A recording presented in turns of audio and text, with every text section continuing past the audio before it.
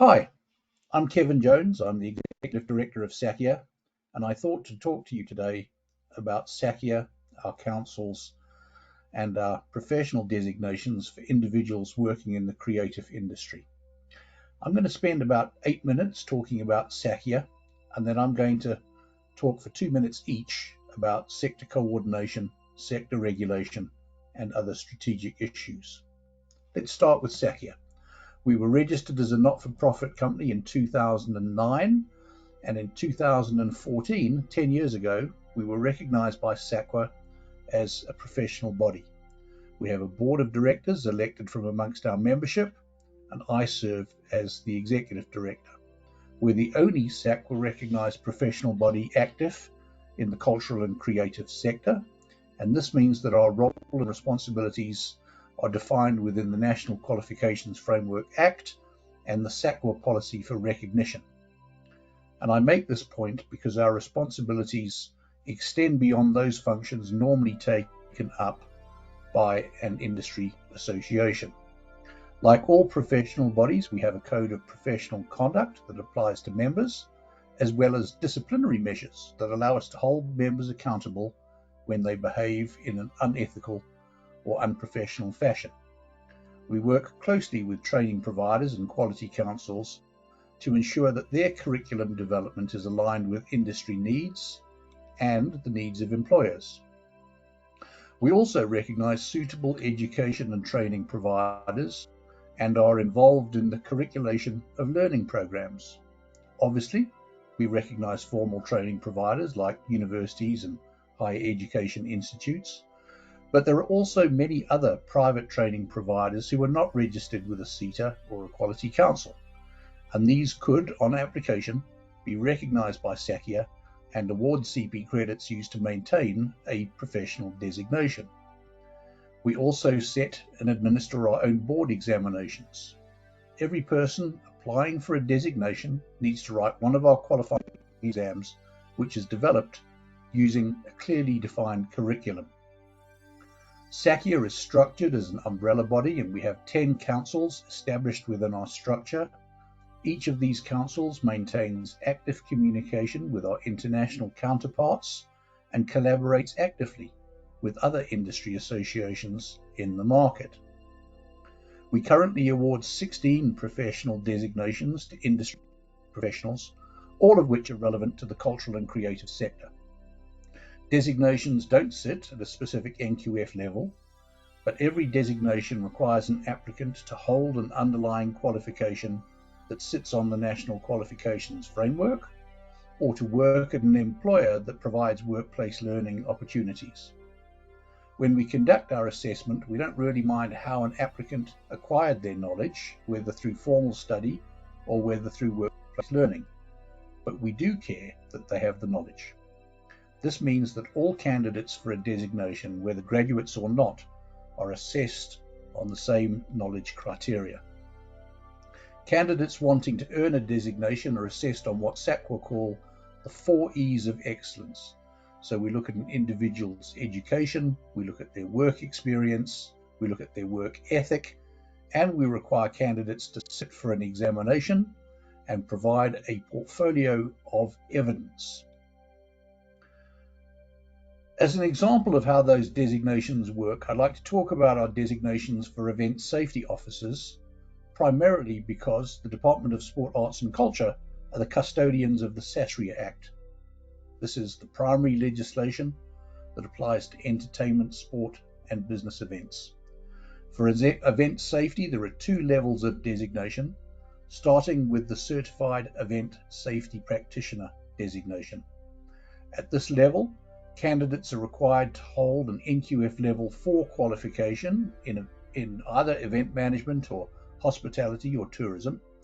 In addition, candidates need to demonstrate at least 2 years of post-qualification work experience in the event sector. They're required to sign a code of professional conduct and write an online multiple choice exam that can be accessed through the SACIA website. The exam is based on a competency matrix built around both local and international standards, including the SANS 10366 national standard for safety in the events industry. Our curriculum is widely used by local universities, and candidates can download a comprehensive description of the subjects covered in the exam from our website. Once they've passed the exam, they apply for individual membership, they accept the SACIA Code of Professional Conduct, and they present a comprehensive portfolio of evidence supporting their claim of competence in event safety. Without going into too much detail, the professional level requires greater knowledge, greater work experience, and a more comprehensive assessment of an individual's knowledge and experience. Other designations for festival and event organisers, music promoters, audiovisual technicians, actors, and filmmakers all use a similar assessment framework. As is the case with all professional designations, they need to be maintained. All designated persons are required to maintain their membership in SACIA, abide by a code of professional conduct, and participate in a program of continuing professional development on the trends and technologies shaping the future of their industry.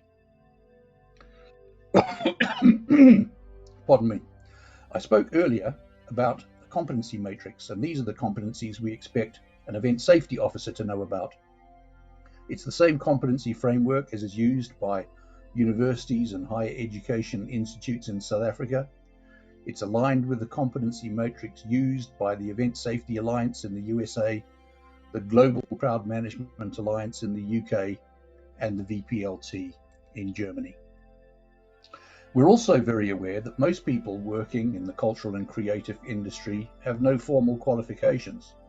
That doesn't mean they don't have the knowledge, and they're welcome to apply for a designation, but they need to demonstrate additional work experience, and they need to complete the same examination. Moving into industry collaboration, it's worth noting that there is already significant collaboration and coordination between associations active in the cultural and creative sector. SASFED is a collective of 13 associations active in the film and television industry, and we have an MOU that sees us working with them to drive a commitment to the professionalisation of the film and television production industry. SAMIC is another collective that brings together 20 organisations in the music industry.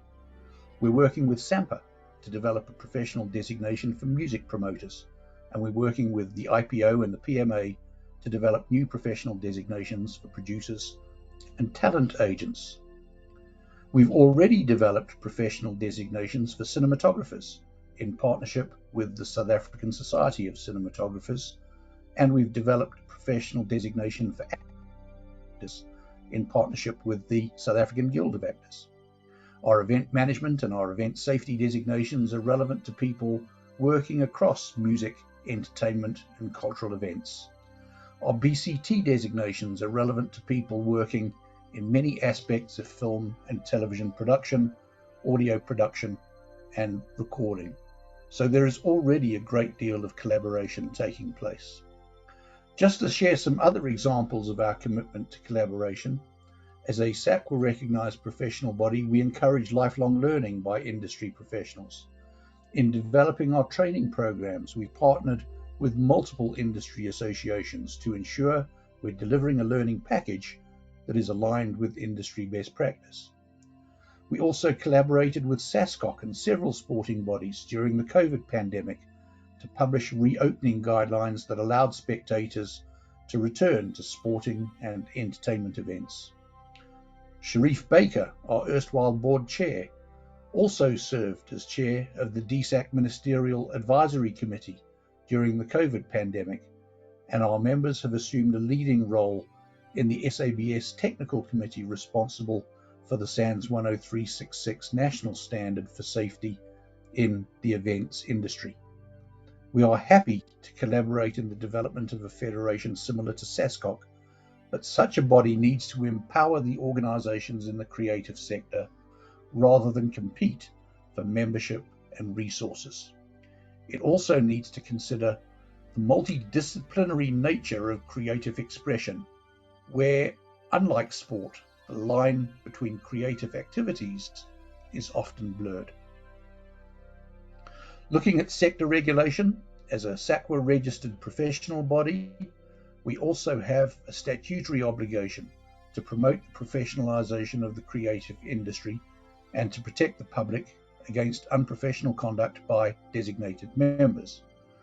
Our disciplinary structures already exist, and we'd like to expand them to establish an industry ombuds office that can resolve disputes between conflicted parties, even when neither party is a SACIA member. This doesn't need to be a full-time office, but rather a structure within SACIA that can be activated as required. One area where we'd like to see greater regulation is in the events sector.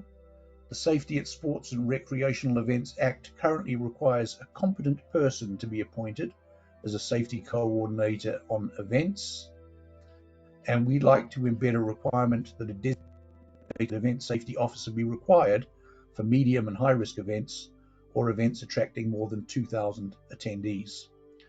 The safety of event patrons is at risk when less competent people are appointed to advise on safety at an event. Many of the associations active in the creative industry were hard hit by the COVID pandemic and have been struggling to sustain their activities in a post-COVID world. These associations are primarily volunteer run by industry professionals who are passionate about their sector and believe that more can be achieved through cooperation than can be achieved when they're working alone. So issue 1 on our list of strategic issues is that associations need financial support so that they can revive their activities. Issue 2, most of the people working in the creative industry lack any formal qualification in their chosen profession. They're not able to return to full-time study to earn a qualification, but they're willing to participate in professional development learning programs or short courses that can keep them up to date on the trends and technologies shaping their future.